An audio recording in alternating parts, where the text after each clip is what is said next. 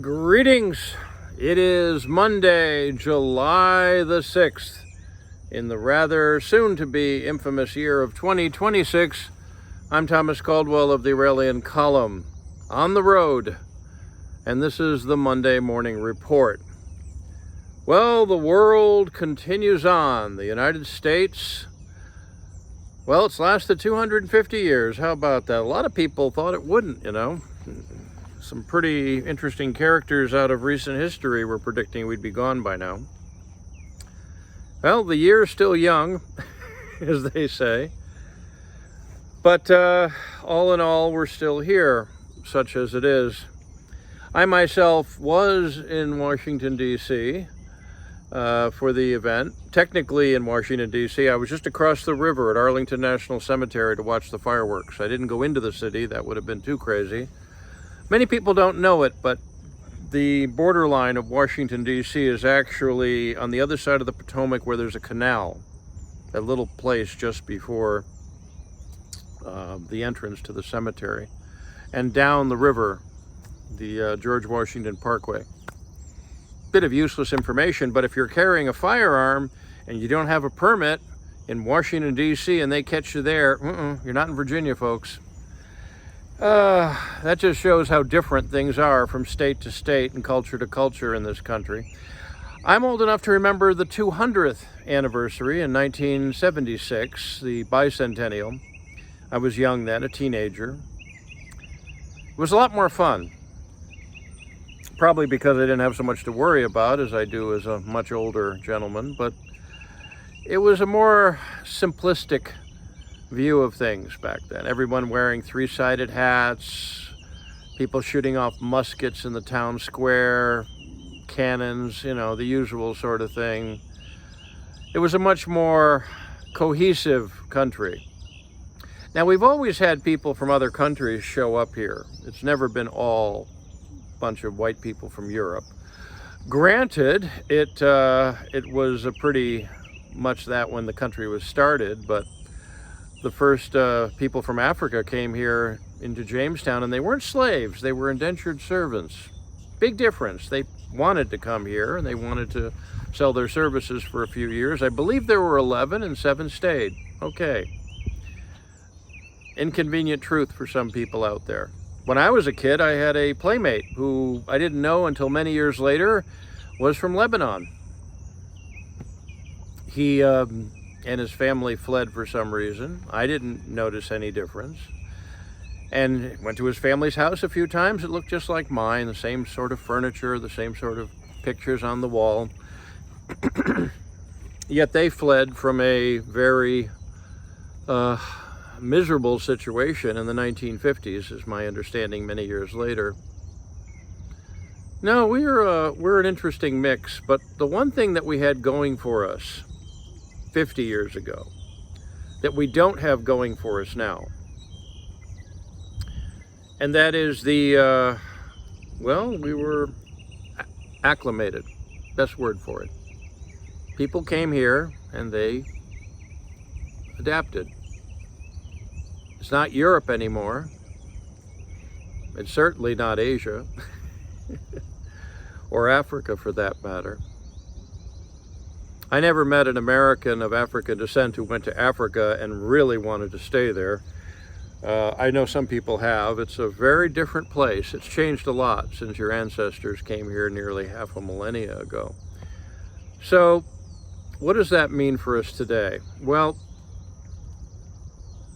the problem we have in this country is actually down to sanity versus insanity. Now, I know here on the Monday Morning Report, I like to give a little bit of a roundup of what's going on in the world, and it's pretty much the same that was going on last week. We have the war in Iran, we have the situation in New York City, which I'm going to go into in a few minutes. California is still a mess when it was once the most beautiful place on earth. Now, I'm going into this because it's one thing to know the facts of what's going on, but what's most important and the best way to fix things is to address why they're happening. The biggest problem we have in this country is we've gone from sane to insane. Really. Now, we've always had a bit of craziness here. That's what makes Americans Americans.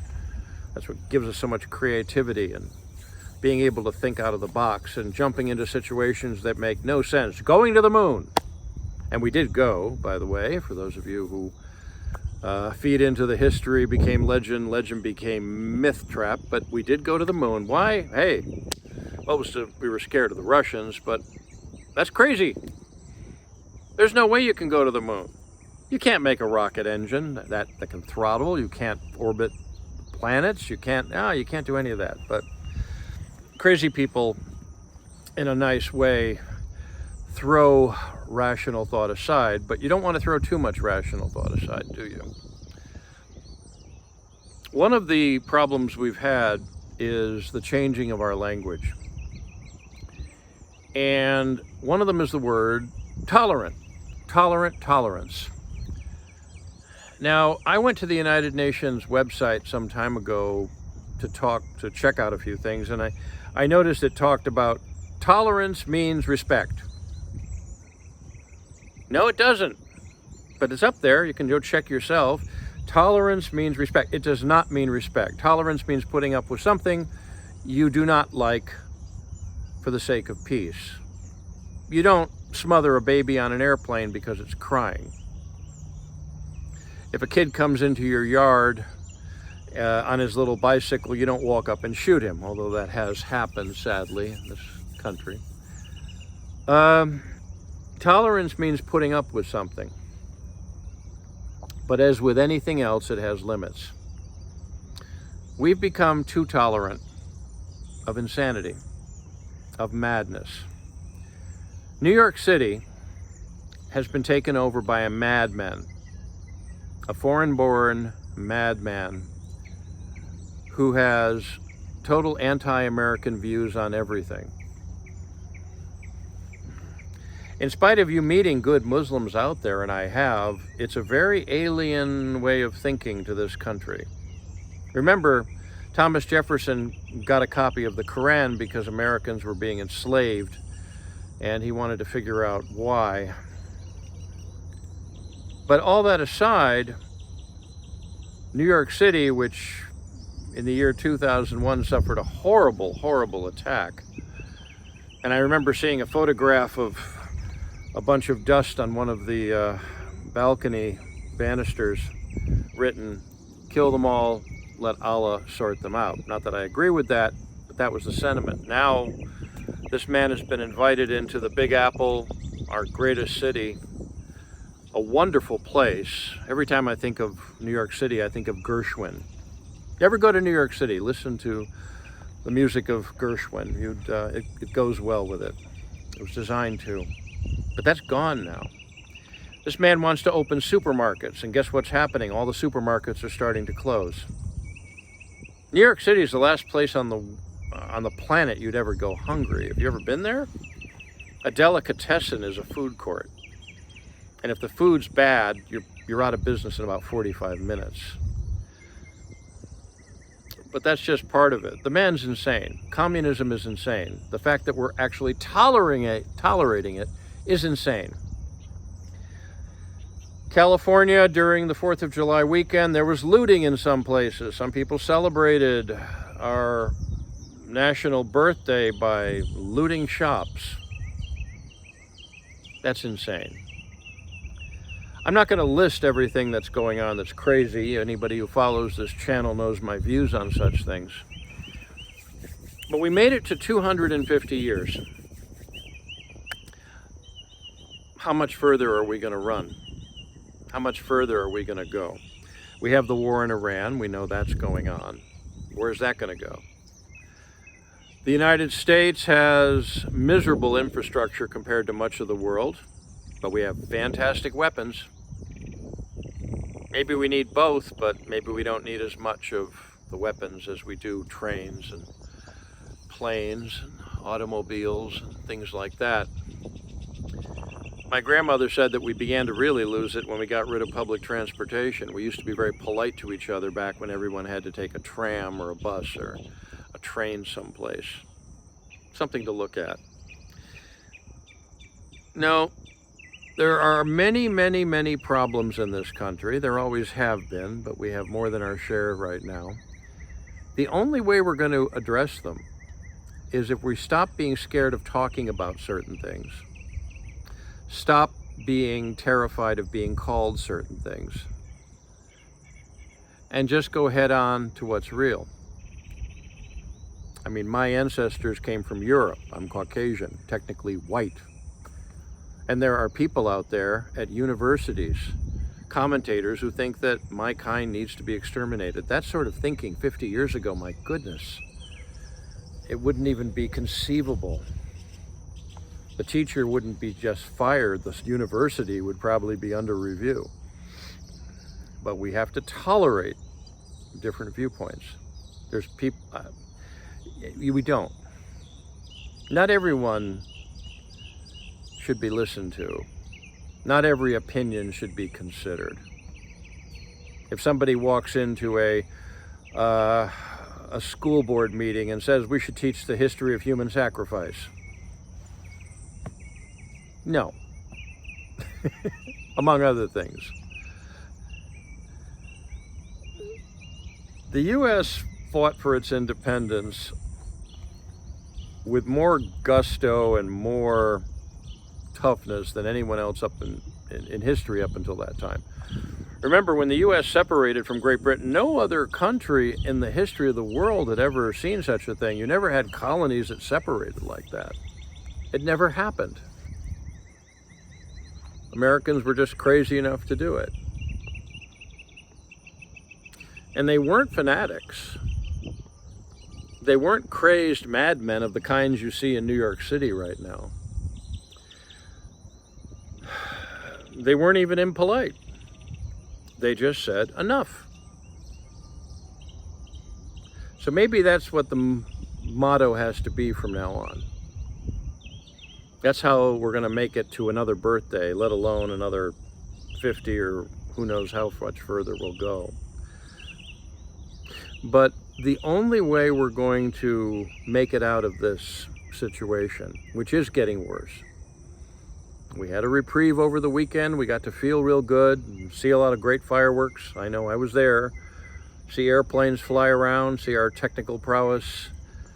But we have to say one word and one word only: enough. And follow it up with action, serious action. Not necessarily making memes on the internet or comments on a YouTube chat. We have to go out there and make ourselves known. How can you do that? Well, you can call the White House switchboard. That always helps. Call your congressman, call your senator. Now that sounds very, very pedestrian, but in reality, very few people do that. And American politicians are there because they basically are into power and they'll do what it takes to stay there. If a member of Congress, a senator or a congressman, got thousands of letters telling them to stop data centers from destroying beautiful parts of Virginia like the one I'm in, and there's a massive data center not all that far away, they would listen to that because they want to keep their jobs. They want the power. They want the money that they can get. Self-interest, very, very good motivator. And as I've said before, go back to doing what the British 250 years ago wouldn't let us. That's gather together and talk in person, face to face. Go out there and make your opinions known to people in the flesh. Be careful what you say and how you say it. You still got to be careful of the law because the powers that be don't want to change things in many cases. And at the end of the day, it's going to be a fight of some kind. Hopefully not a physically violent one. But when enough people say enough, things change. If a majority of people in this country just said enough and they lose it, it's over in a good way. Sorry to be so philosophical, but then again, I'm not. Somebody has to be. The news headlines are going to continue to bumble on, and the war in Iran, California, Newsom, that nut, thinks he can actually be president. Who knows? Or the bartendress in New York City who... The U.S. is a gem. It's a treasure to human history.